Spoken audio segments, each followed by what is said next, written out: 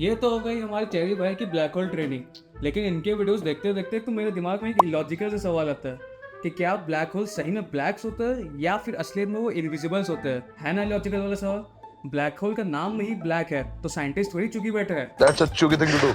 But फिर भी जब मेरा मन नहीं माना तो मैंने इसके ऊपर एक रिसर्च चालू किया और मुझे एक बहुत ही शॉकिंग चीज पता चला। और ये वीडियो उसी रिसर्च के एक समरी है। चलिए समझते हैं मेरे रिसर्च को 3 पर्टिकुलर चैप्टर्स में। पहला चैप्टर में समझेंगे कि ब्लैक्स और इनविजिबल्स का मतलब क्या होता है। दूसरा में समझेंगे कि ब्लैक होल्स का मतलब क्या होता है। और तीसरा में समझेंगे कि क्या ब्लैक होल सही में ब्लैक है या फिर असलियत में वो इनविजिबल्स है। What are blacks and what are invisibles. वैसे तो डेफिनेशन के हिसाब से देखें तो ब्लैक ऑब्जेक्ट एक ऐसा ऑब्जेक्ट है जो कि हर एक इलेक्ट्रोमैग्नेटिक रेडिएशन को एब्जॉर्ब कर लेता है। इसका मतलब कि जितने भी वेवलेंथ का लाइट है उसका 100% वो एब्जॉर्ब कर लेगा और किसी को भी रिफ्लेक्ट नहीं होने देगा। जस्ट लाइक सलमान खान ने विवेक ओबरॉय का करियर एब्जॉर्ब कर लिया। Apart from jokes, real life में वेंटा ब्लैक अब तक का सबसे ब्लैकेस्ट मटेरियल है जो कि 99.965% ऑफ द लाइट को एब्जॉर्ब कर लेता है। अगर किसी ऑब्जेक्ट को वेंटा ब्लैक में पेंट किया जाए तो वो 3D स्पेस में भी 2D ऑब्जेक्ट या फिर वाइट स्पेस जैसा दिखने लगता है। अब ये तो होगी ब्लैक ऑब्जेक्ट्स की बात। बट इनविजिबल ऑब्जेक्ट्स क्या होते हैं। वैसे डेफिनेशन के हिसाब से देखें तो इनविजिबल ऑब्जेक्ट एक ऐसा ऑब्जेक्ट होता है जो कि लाइट के साथ ऐसा इंटरेक्ट करेंगे कि उसमें थोड़ा सा भी इंटरफेरेंस नहीं दिखेगा। मानो जब ये लाइट पास हुआ तो बिना रिफ्लेक्ट किए या फिर बिना एब्जॉर्ब हुए पूरा पास ही हो गया। अपने यूनिवर्स से एग्जांपल लें तो सबसे मिस्टीरियस चीज़ डार्क मैटर इनविजिबल ऑब्जेक्ट का सबसे बेस्ट एग्जांपल है। अब एक चीज़ ध्यान से देखना, मेरे पास 2 ऑब्जेक्ट है, एक 90% ब्लैक है और दूसरा 90% इनविजिबल है।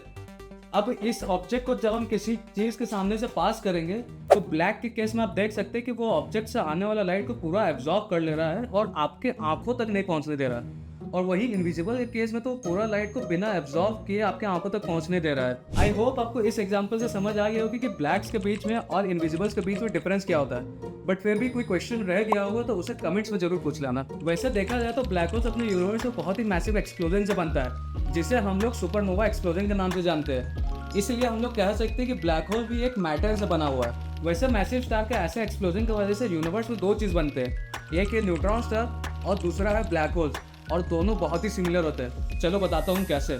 यूनिवर्स में 2 फोर्सेस बहुत ही डोमिनेंट होते हैं। एक है ग्रेविटी जो कि अट्रैक्टिव नेचर का होता है और हर मैटर को अपने अंदर पुल करना चाहता है, और एक है इलेक्ट्रोमैग्नेटिक फोर्स जो कि रिपल्सिव नेचर का होता है और इलेक्ट्रॉन्स के बीच में एक्सपीरियंस होता है।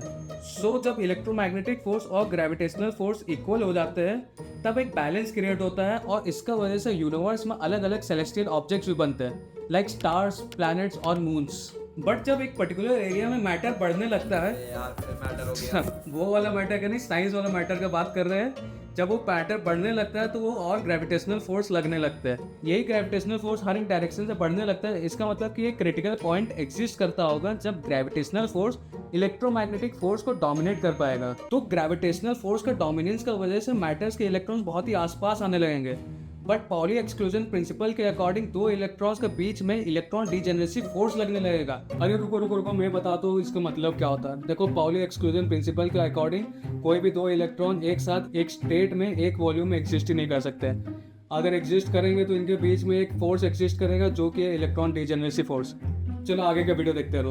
और बाद में यही चीज़ ग्रेविटेशनल फोर्स के साथ बैलेंस आउट हो जाएगा जो कि व्हाइट डॉट में देखा जाता है। अब फिजिक्स के गॉड को यहाँ पे मज़ा नहीं आ रहा था, इसीलिए उन्होंने एक पर्टिकुलर एरिया में और भी मैटर बढ़ने का सोचा, तो जिसका वजह से ग्रेविटेशनल फोर्स और भी लगने लगा। अब इसी ग्रेविटेशनल फोर्स का बढ़ने की वजह से इलेक्ट्रॉन्स बेचारे इतने फोर्स सहने नहीं पाए और ज़्यादा प्रेशर बढ़ने की वजह से वो इलेक्ट्रॉन्स दूसरे मैटर के प्रोटॉन्स के पास पहुंच गए और उनके साथ इंटरेक्ट करके न्यूट्रॉन्स में इवॉल्व हो गए। और इसीलिए उस पर्टिकुलर एरिया में जितने भी मैटर्स प्रेजेंट होंगे वो सारे के सारे न्यूट्रॉन्स में कन्वर्ट हो जाएंगे और वापस से पॉली एक्सक्लूजन प्रिंसिपल के अकॉर्डिंग उन न्यूट्रॉन्स के बीच में न्यूट्रॉन डीजेनरेसी फोर्स एक्सर्ट होगा और ये फोर्स ग्रेविटेशनल फोर्स के साथ बैलेंस आउट होने लगेगा। जब ये फोर्स बैलेंस आउट हो जाएगा तब जाके बनता है अपना न्यूट्रॉन स्टार्स, जो कि अपने यूनिवर्स में खुद ही इतना डेंस ऑब्जेक्ट है कि मानो सन के मास इतना हैवी न्यूट्रॉन स्टार गोवा जितने एरिया में ही फिट आ जाएगा।